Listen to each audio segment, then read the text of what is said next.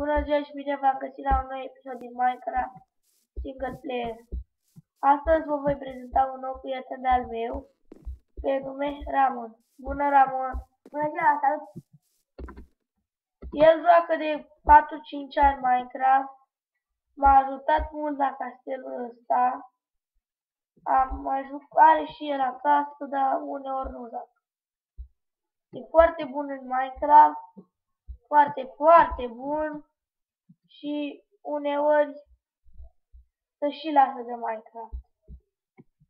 Să nu-l credeți la tot ce asta. Deci noi doi într-o zi când am jucat Minecraft, am găsit un mob spawner distrus și în chest erau numai diamante. Iron.